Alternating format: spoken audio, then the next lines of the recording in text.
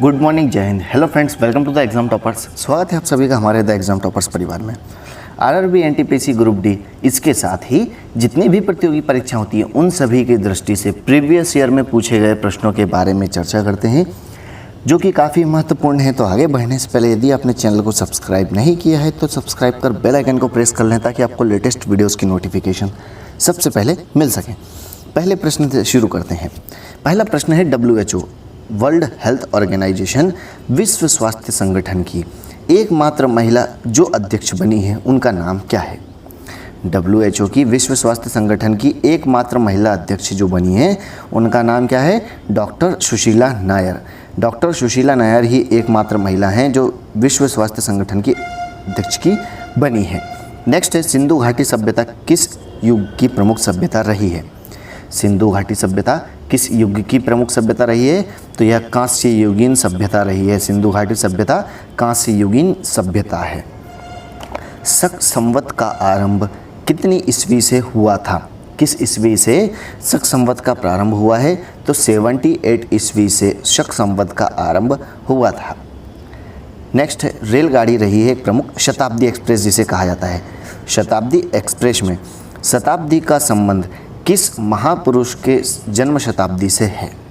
काफ़ी महत्वपूर्ण प्रश्न है। अक्सर हम ट्रेन में सवार तो होते हैं, सफ़र भी करते हैं शताब्दी एक्सप्रेस से, लेकिन क्या हमने कभी गौर किया है कि शताब्दी एक्सप्रेस में शताब्दी शब्द जो लगा हुआ है वह किस कारण से लगा हुआ है? तो इस वीडियो में हम बताएंगे कि रेलगाड़ी शताब्दी एक्सप्रेस में शताब्दी का संबंध जवाहरलाल नेहरू के जन्म शताब्दी से है। जवाहरलाल नेहरू की जन्म शताब्दी से ही यह शताब्दी लिया गया है। भारत में सर्वप्रथम टेलीविज़न दिल्ली में कब दिखाया गया? जैसा कि भारत में सर्वप्रथम टेलीविज़न दिल्ली में दिखाया गया था, तो कब दिखाया गया था? 1959, 1959 में पहली बार भारत में दिल्ली में टेलीविज़न दिखाया गया था। द्रवित petroleum gas, liquid petroleum gas जिसे LPG कहा जाता है, इसमें मुख्यतः कौन कौन से गैसें पाई जाती हैं? तो LPG में मुख्यतः मीथेन, ब्यूटेन और प्रोपेन होते हैं। कौन कौन से? मीथेन, ब्यूटेन और प्रोपेन। नेक्स्ट है, मार्टिना हिंगिस एक प्रसिद्ध खिलाड़ी हैं, यह किस खेल से संबंधित हैं? मार्टिना हिंगिस एक प्रसिद्ध खिलाड़ी हैं, ये किस खेल से संबंधित हैं? तो यह टेनिस की प्रमुख खिलाड़ी हैं। नेक्स्ट क्वेश्चन है, भारत के संविधान की किस धारा का संबंध राज्यों में राष्ट्रपति शासन लगाने से है? बताना है कि संविधान की किस धारा का संबंध है राज्यों में राष्ट्रपति शासन लगाने से, जिसके तहत वह कौन सी धारा है जिसके तहत राज्यों में राष्ट्रपति शासन लगाया जाता है? तो संविधान की धारा 356, धारा 356 के अकॉर्डिंग ही राज्यों में क्या होता है? राज्यों में राष्ट्रपति शासन लगाया जाता है। नेक्स्ट है, इंटरपोल का मुख्यालय कहाँ है? इंटरपोल जो कि अंतर्राष्ट्रीय अपराधी पुलिस संगठन है। इंटरपोल क्या है? अंतर्राष्ट्रीय अपराधी पुलिस संगठन है। इसका मुख्यालय कहाँ है? फ्रांस के लियोन में है। फ्रांस के लियोन में है। संयुक्त राष्ट्र अमेरिका, USA, जो कि काफ़ी चर्चित है, हाल ही में वहाँ चुनाव होने वाले हैं, इसलिए उसके ऊपर आज आपको वीडियो भी प्रोवाइड किया जाएगा जिसे देखना बिल्कुल ना भूलें। तो संयुक्त राज्य अमेरिका का राष्ट्रीय खेल, नेशनल स्पोर्ट कौन सा है? तो राष्ट्रीय खेल बेसबॉल है। कौन सा है? बेसबॉल है। नेक्स्ट काफ़ी महत्वपूर्ण है, कौन सा सदन कभी भी विघटित नहीं होता है? लोकसभा, राज्यसभा में से ऐसा कौन सा सदन है जो कभी भी विघटित नहीं होता है? तो राज्यसभा ही ऐसा सदन है जो कि कभी विघटित नहीं होता है, इसीलिए इसे उच्च सदन कहा जाता है। भारत में पंचवर्षीय योजना को किसने प्रारंभ किया था, या कहें पंचवर्षीय योजना प्रारंभ किसके द्वारा की गई थी भारत में? तो PC महालनोबिस साहब ही हैं जिन्होंने भारत में पंचवर्षीय योजना को प्रारंभ किया था। भारत में थियोसॉफिकल सोसाइटी ने अपना पहला मुख्यालय कहाँ और कब स्थापित किया था? भारत में थियोसॉफिकल सोसाइटी ने अपना पहला मुख्यालय कब और कहाँ स्थापित किया था? थियोसॉफिकल सोसाइटी ने पहला मुख्यालय अड्डेयार, कहाँ पर? अड्डेयार में वर्ष 1882 में स्थापित किया था। नेक्स्ट है, हॉफमैन कप। हॉफमैन कप का संबंध किस खेल से है? तो हॉफमैन कप टेनिस से संबंधित है। क्यू शब्द, शब्दावली है स्पोर्ट्स की काफ़ी महत्वपूर्ण, उसी में से एक प्रमुख शब्द है क्यू। क्यू शब्द किस खेल से संबंधित है? तो क्यू शब्द बिलियर्ड्स से संबंधित है। जहांगीर के दरबार में पक्षियों के चित्र बनाने वाला मशहूर चित्रकार का नाम क्या था? जहांगीर के दरबार में एक ऐसा प्रमुख महान चित्रकार रहा है जो कि पक्षियों के चित्र बनाने के लिए प्रसिद्ध था। उसका नाम मंसूर था। क्या नाम था? मंसूर। सिराजुद्दौला के शासनकाल में वर्ष 1756 में कोलकाता में एक प्रमुख घटना हुई थी। उसका नाम बताना है आपको। 3 यहाँ पर अलग अलग क्वेश्चन बनते हैं। किसके शासनकाल में? सिराजुद्दौला के शासनकाल में। कब हुई थी? 1756 में हुई थी। कहाँ हुई थी? कोलकाता में हुई थी। तो इस घटना का नाम क्या था? इस घटना को ही ब्लैक होल, मृत तारा की दुर्घटना कहा गया था।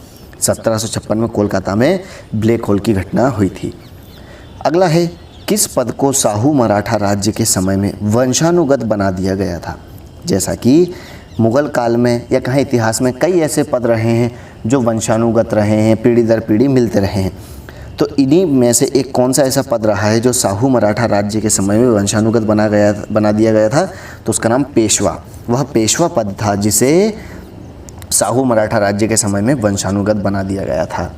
भारत का पहला रसायन बंदरगाह कहाँ पर स्थित है? उसका नाम क्या है? भारत का पहला रसायन बंदरगाह कहाँ पर है? गुजरात के दाहेज में है। क्या नाम है? दाहेज, या जिसे दहेज भी कहा जाता है। यह कहाँ पर है? बंदरगाह गुजरात में है। मदर टेरेसा द्वारा स्थापित धर्म संघ किस नाम से जाना जाता है? मदर टेरेसा के द्वारा स्थापित धर्म संघ को क्या कहा जाता है? Missionaries of charity. Missionaries of charity स्थापित करने वाली कौन थी? मदर टेरेसा ही थी। नेक्स्ट है वाजपेयी ताल। वाजपेयी ताल को किसने बनाया है? तो वाजपेयी ताल को वीरेंद्र कुमार वर्मा ने बनाया है। किसने? वीरेंद्र कुमार वर्मा ने वाजपेयी ताल को बनाया है। अगला है, बंगाल के नवाब मीर कासिम ने किस सदी में अपनी राजधानी को मुंगेर में स्थानांतरित किया था? अब यहाँ पर भी 2 से 3 क्वेश्चन निकलते हैं कि किस बंगाल के नवाब ने राजधानी को स्थानांतरित किया था, कब किया था और कहाँ किया था? तो बंगाल के नवाब मीर कासिम ने 18वीं सदी में अपनी राजधानी को मुंगेर में स्थानांतरित कर दिया था। कहाँ पर? मुंगेर में। और मिस्र को किस नदी का उपहार? नील नदी का उपहार कहा जाता है। किसे? मिस्र को। नेक्स्ट है चोल साम्राज्य। चोल साम्राज्य किसके अधीन उन्नति पर था? तो याद रखना है कि चोल साम्राज्य किसके अधीन है, किसके शासनकाल में? राजेंद्र चोल के प्रथम। क्या नाम था? राजेंद्र चोल प्रथम के अधीन ही उन्नति पर था। राजेंद्र चोल प्रथम के शासनकाल के समय ही चोल साम्राज्य काफ़ी उन्नति पर था। गर्भाशय में पाई जाती हैं, काफ़ी महत्वपूर्ण है, कौन सी पेशियाँ पाई जाती हैं? तो गर्भाशय में अरेखित पेशी पाई जाती हैं। गर्भाशय में अरेखित पेशियाँ पाई जाती हैं। नेक्स्ट है, बुढ़ापा रोकने की औषधि किसे कहा जाता है? बुढ़ापा रोकने की औषधि किसे कहा जाता है? तो बुढ़ापा रोकने की औषधि स्टेटरिन को कहा जाता है। किसे? स्टेटरिन को कहा जाता है। भारत की संपरीक्षा तथा लेखा प्रणालियों का प्रधान नियंत्रक कौन होता है? भारत की संपरीक्षा तथा लेखा प्रणालियों का प्रधान नियंत्रक कौन होता है?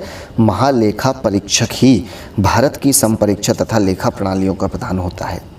जूनियो काफ़ी महत्वपूर्ण छोटा सा देश है। जूनियो की राजधानी बताना है, कहाँ पर है? तो जूनियो अलास्का की राजधानी है। जूनियो कहाँ की? अलास्का की राजधानी है। सर्वप्रथम ओलंपिक खेलों का आयोजन कब और कहाँ किया गया था? तो आधुनिक खेलों का आयोजन सर्वप्रथम तो ग्रीस में हुआ था, लेकिन यहाँ पर बात हो रही है आधुनिक ओलंपिक खेलों का आयोजन कब और कहाँ किया गया था? तो 1896 में एथेंस में आधुनिक ओलंपिक खेलों का आयोजन किया गया था। अंतिम प्रश्न है, टीबी रोग के प्रतिरोध के लिए कौन सा टीका लगाया जाता है? टीबी रोग के लिए या उसके उपचार के लिए, उसके प्रतिरोध के लिए कौन सा टीका लगाया जाता है? BCG का टीका लगाया जाता है। तो यह थे महत्वपूर्ण प्रश्न जिनके बारे में हमने चर्चा की। आई होप कि आपको ये वीडियो पसंद आया होगा। तो वीडियो को लाइक एंड शेयर करना बिल्कुल ना भूलें। मिलते हैं नेक्स्ट वीडियो में, तब तक के लिए घर पर रहें, खुश रहें, स्वस्थ रहें। Thanks for watching. जय हिंद।